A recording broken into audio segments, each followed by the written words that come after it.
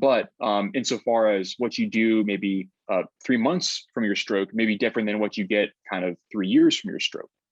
Okay. But it's unlikely that those values go to zero. We can always continue to make progress in terms of improving our functional capacities. Hey everyone, but we actually do my name is have Dr. Nick another Halsey with Motus guest Nova. that joined us here. I know I'm a we're licensed running a little bit neurophysical short on therapist time, and but I want to neuroscientist welcome, I think I have helping brain Uma injury here survivors with me on the understand Rehab how to Power make Hour. functional gains Uma, can you after hear their me? injury. I hope this video Yes, helps I you do. in your I recovery. do. Hey, am I pronouncing your name correctly? Yes, Uma is correct. Perfect. Yes. Uma, very good. Okay. Always like to make sure I get that right because invariably I will get it wrong more times than not. No. So I It's always not an preface it with easiness. an apology. Okay. Yeah. Well, first of all, welcome. And question for you: would you mind just giving me a quick insight to who you are and where you're calling from? Oh, my name is Uma. I'm calling in regards to my dad. I'm calling from Seattle, Tacoma, Washington, and so the West Coast. My dad is in India and he's 83 now. About almost 10 months ago, he had a massive bleed. It's called cerebral angiopathy. And so that caused significant weakness in his left upper extremity and lower extremity. Initially, to start with, he had a power of 0 in both upper and lower extremities. He had to be taken care of 24/7, but with physical therapy at home, as well as with the help of a nurse, he's now able to sit.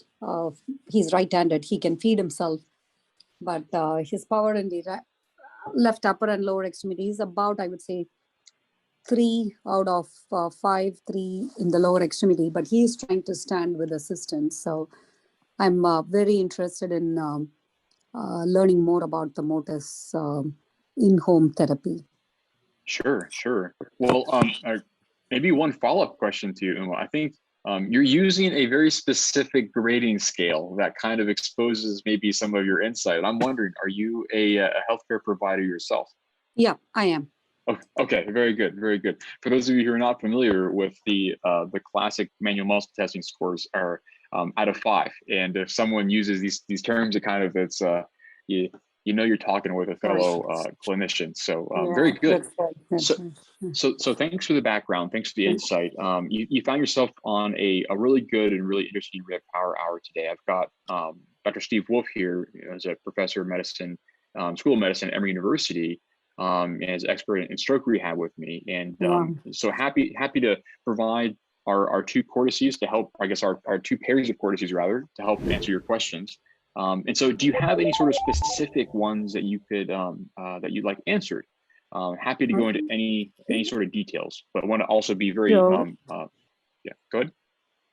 So the one thing is, like, I don't know, like, how long can we expect a recovery, because he had this bleed, and I think the bleed has gotten reabsorbed, and I think that's why. But his left upper extremity was the one that was first affected, because he was talking to my brother, and then he dropped his food from the left hand, and then his face started to show some changes, and then he was able to. They live up on the 3rd floor. He was able to walk to the elevator.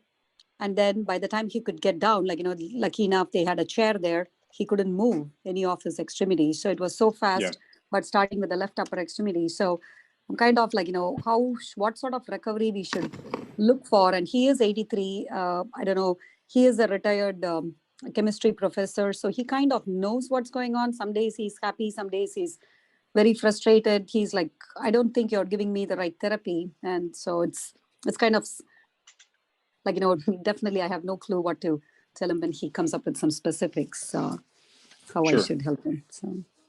Yeah, again, first of all, thanks for the background. It's good insight to know kind of where you guys come from and the sort of trajectory so far. And I'm sure, I think I'm seeing Dr. Wolf here. He's winding up for a question, potentially. But okay. But let me give you some insight into the literature in terms of the recovery process. So there is, I've got a bit of a soapbox, and I imagine Dr. Wolf has a bit of a soapbox as well here. And Dr. Wolf has some backup too, I think. And his pups were also exclaiming at this problem that's so replete in the literature, and that is, physicians will often say, even neurologists will often say that what you have at 6 months or a year is kind of what you get with your recovery process. And that is unfortunately not supported by the literature. There are dozens, if not more, clinical trials that have focused purely on individuals with chronic impairments. And at basically every time that we try to do this in terms of whatever the intervention may be, whether it's a constraint-induced movement program, robotic-based rehab, high intensity sort of in clinic practice, all of those really high quality types of interventions are able to help people improve. And so I think we need to parse it out in terms of, there might be some time dependence in terms of the sort of ROI, in terms of the return on investment of a given hour of rehab. That of course might be time dependent, but insofar as what you do maybe 3 months from your stroke may be different than what you get kind of 3 years from your stroke. But it's unlikely that those values go to zero. We can always continue to make progress in terms of improving our functional capacities. And so you guys are 10 months into your recovery process. And so there's still time for you guys to make meaningful progress, I'd say. Now, I will always qualify these things by saying, I don't have a crystal ball, right? So I don't know how much any one person can improve in terms of absolute values, nor do I know when those improvements may happen under what conditions. We just don't know enough about the sort of trajectories and the dose response curves that happen that are induced by these types of interventions. But generally speaking, we know that people, when they do a sufficient dose of rehab, they're able to make improvements. And that's true actually, with respect to the Motus Hand and Motus Foot, almost all of our studies were focused on individuals with chronic impairments.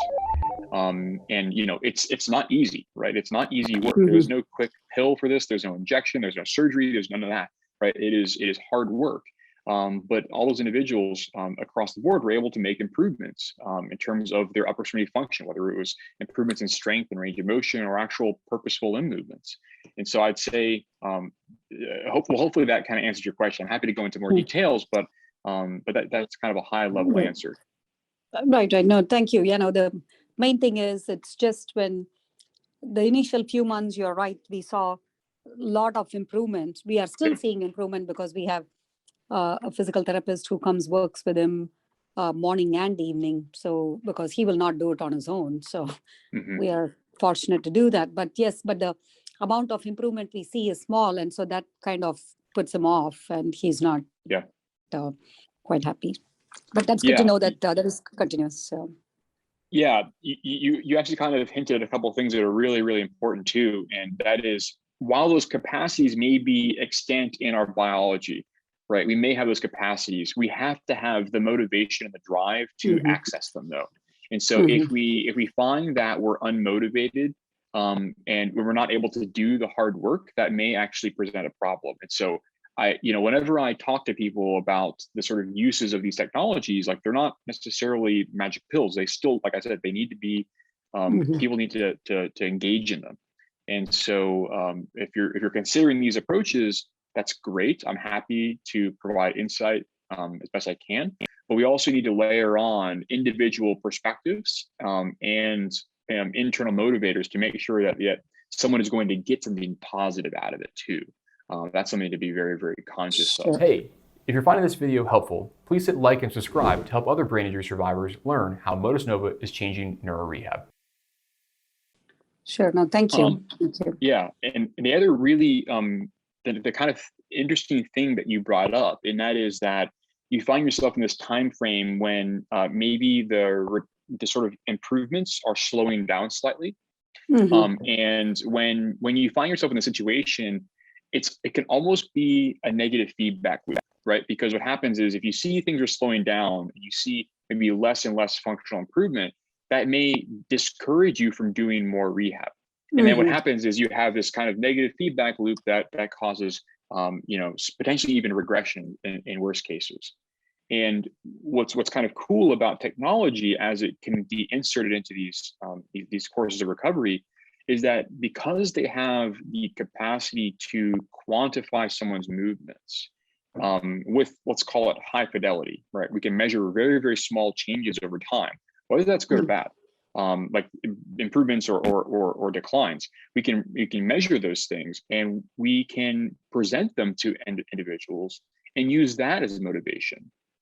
And the way I like to describe this is, while we observe the improvements in our function as a step change, right? And what I always go back to is my coffee cup here. Let's say, for instance, I had a stroke and I am no longer able to pick up this cup of coffee, right? There is a time when I am not able to pick up this cup of coffee. And then suddenly there's a day where I could pick up that cup of coffee and be successful. Wow.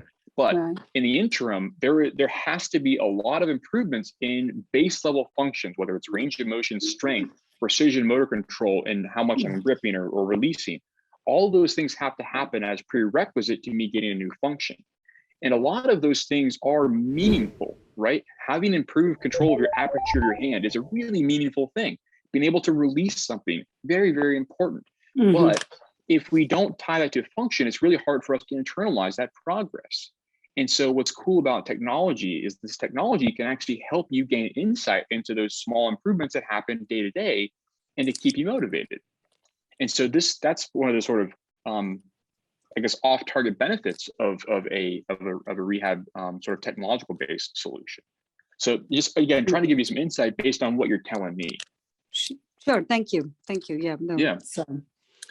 And as far as the specific product, Matt was very helpful. He sent me some information, some YouTube videos, and a Facebook link that I haven't looked through everything, but I have looked through some of them. So it is, and what I understood was it depends on how many hours we try to use. As you were mentioning earlier, it's going to be helpful as long as you kind of use it. And it comes with some games to help keep people motivated, correct? Exactly. You're precisely, yeah. I would clarify a couple of things. I think for a couple of clarifications there, we always need to be very honest with what's happening with an individual using the systems, right? The data can give us insight into improvements, but the data can also tell us when it's no longer helpful, which I think is, being a rigorous objective scientist, that is a very, very powerful thing. Because what you want to do is you want to know when something is not being helpful anymore, because you don't want to do it again at that point. Or you want to know when you need to change something, or change the parameters, change the activity, whatever it may be. And that way you can know, okay, we've exhausted all possible perturbations of this technology, and now it's not being helpful. Let's stop, because there's no reason for us to invest the time and the resources into it if it's not actually if it's not inducing positive changes. So I think it goes both ways, right? It can tell us when things are going great. It can also tell us when things are not going so great. Nice. So you kind of monitor all your patients, or it gives you, because it's more like because with our CPAP machine, it'll tell us how many hours the patients are using, what is their apneic or hypoapneic index or whatever. So you'll have something like that you follow. Beautiful question. And the answer is yes. In terms of the data, we encourage people to get into the weeds as much as they want, to whatever their comfort level is. That data is fully available to anyone who's interested in using it on the end user side. So oftentimes we'll have that end user looking at their data and seeing their progress, but there'll often be care partners or clinicians that are interested in engaging with that. And so they'll be able to look at that as well. So yeah, it is designed to help inform not only progress, but also potential decision making for other clinicians that are involved. Fantastic. Okay, thank you. Yep. Yeah, and we also condition changes, right? Because the robotic systems are not static, right? They're constantly adapting to your performance. And as an end user starts to improve, maybe expand the range of motion, they gain more independent volitional control. We do things such as make the ranges of motion harder they have to operate in. We will slowly taper away assistance values to make someone become more independent. Because ultimately we want to have someone not have to use a system. Like, that's the happiest day of my life, is when someone can return to the system and they've gotten their function. Yeah. That is so so those things are non-static. We call this is a sort of a dynamic or organic process by which the system adapts to you as you progress. Wonderful. Yeah. Yeah. Thank you. Yeah, I think I've sent the information to my mom and dad, and then I think Matt is going to help me kind of time myself when I'll be able to, when I should get the products. My brother lives in Ohio. He's a physician too. He wasn't able to join, but I'm going to talk to Matt and see if he can, like if he has questions, how we can get in touch with you and kind of learn a little bit more. Yeah, Uma, I think for that, I'm really glad that you brought that up. I'm happy to. Do not think of this as the only time that you can chat with me. Okay. I'm here to be a resource for you guys, a conduit for information. And so if you guys need to have other individuals jump on a call with me, we'll set that up. Okay. Okay. Thank you. No, your staff has been very, very helpful. So thank you. And I will, I'm looking forward to using your product, but I have to just I sent it to my mom and she's like, do you think dad is going to use it? So I spent some time talking to my dad and he seemed interested. So I'll have to just show him, I guess, more videos or things like that, stories of success. And then I think I'll also find out from him what specifically he wants as far as improvement. If he's just looking for transfer, if he's just looking to be able to stand and walk, what are the different modes and therapies we should focus on, because his is very specific. He wants only 2 actions that he wants to be able to do it independently without other people's help. So that would be my goal, to help him achieve that. So yeah, that's really good that you're inserting, sort of factoring in those goals. I think that's super important too. So happy that that's happening. So yeah, so thanks so much, Uma. I really appreciate it. I'm actually going to ask Dr. Wolf really quickly. Any questions? Dr. Wolf, do you have any other insights that I maybe didn't hit on? No, I think there's just a few more pieces that we didn't discuss. Uma, how is the sensation in your father's arm and leg? He sometimes complains of pain, but I'm not sure about specifically. He does feel cold when it is cool. He can say that, and the warmth, but I'm not sure about every tactile stimuli, if he feels everything. I'm not sure about that. The last time I saw him personally was in March, because he has been in India, and he was able to, he takes a shower every day, and he'll be able to say specifically on the left side whether it's cold, warm, but I'm not sure about the other. He complains of pain too. He complains of pain. As far as you know, he shows no indication of neglect of his arm? He's aware of it? He is aware of it. And then one time we even tried the mirror therapy, but he did it for a few days and then he said no, because that was another thing that was suggested by one of the neurologists, to try a mirror therapy. And may I ask why he said no? He is he wants instant results. He is are you trying to fool me to make me think that this is the other arm? So anyway, I wasn't involved directly, but it's very hard to convince him to do something. He has to buy into it. So. Well, I'll just say one last comment, and then I'll refrain. You said your father is a chemistry professor? Yeah, he's a retired chemistry professor. Okay, so but in his work, did he teach and do research? Yeah, he did some amount of research. This was back in India, people retire by 60. Yeah, he was involved in a lot of teaching. Well, if I can make a suggestion, sure. One of the things you might want to do is to relate this experience to what his experiences were as a researcher and a teacher. I would bet that when the experiments that he did not get results right away. No. And when he didn't, he had to slowly and methodically figure out what he had to do to succeed. This is no different. And perhaps if he takes that same mindset of slowly figuring out the answer, if you will, and show the same patience that he showed as a professional academician, maybe that might be helpful. Okay. No, I'll definitely, this is very, very helpful, doctor. So I will definitely talk to him, probably, but he's very he is fast in a lot of things. So I'll probably will have to tell him, let's try this for 3 months or 6 months. I have to give him a time frame so that he's not thinking that this is forever, because he was patient. He did this. And so now lately he's like, I know the physical therapist comes, he does passive movements, active movements. He has an exercise bike. He has an exercise bike for his arm. Then he does the ball. He does everything for the shoulder. We have something that he does a pulley.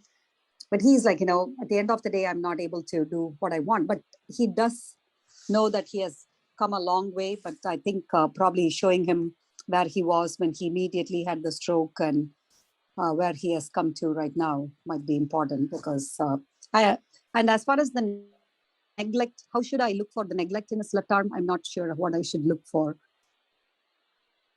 Dr. Housley, you want to handle that? I'm sorry. Sure. Yeah. Sorry? Yeah. So doing the full neurologic workup, generally speaking, visual spatial neglects should be included in that, in terms of performing visual field tests and identifying where someone's visual field is, where they're receptive to that. So generally performed by a neurologist. If it's usually not a problem, they won't mention it, but I would just make sure that it has been done. Traditionally, I mean, there's of course quantitative versions of this, but the sort of clinic-based version is you are presenting a stimuli in various parts of the visual field, and you are identifying where their perceptual limits are. So you're trying to almost imagine mapping a space across, just imagine my perceptual field is here. And you would present stimuli sort of invading into that space, and you would then map the boundary of that. And neglect would be, generally speaking, it's fairly obvious.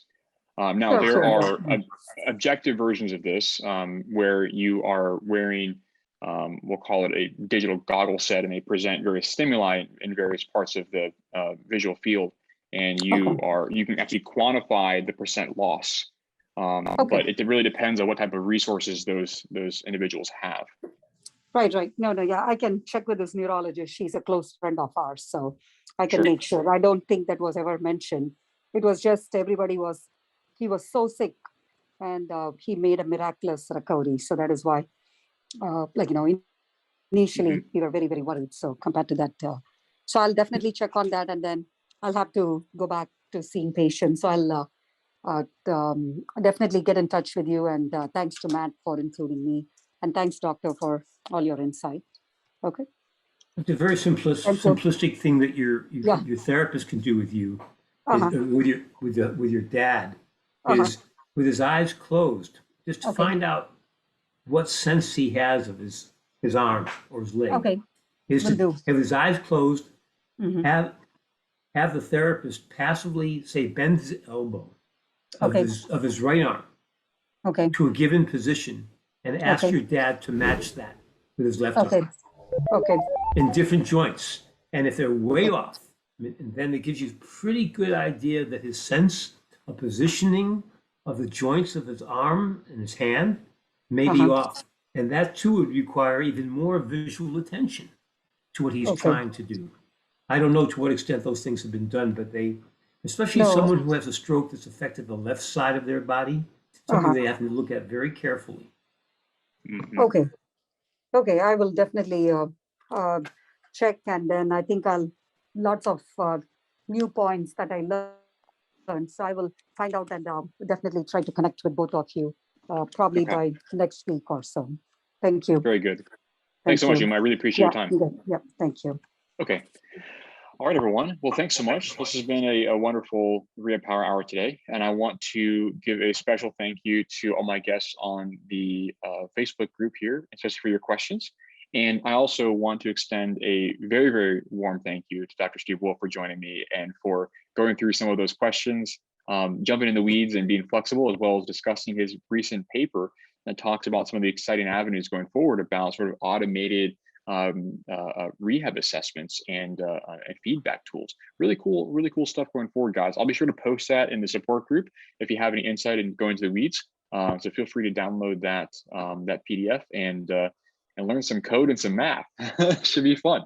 I guess with that, guys, I will see you on our next Rehab Power Hour, which is scheduled for Wednesday. I look forward to seeing you then. If you have any questions in the interim, do not hesitate to reach out to us, and I'll see you then. Bye for now. Bye-bye. Thanks for watching this video. If you have questions or would like to speak with me about how you can make functional gains from home, call or text me at 404-939-3476 or visit motusnova.com/contact.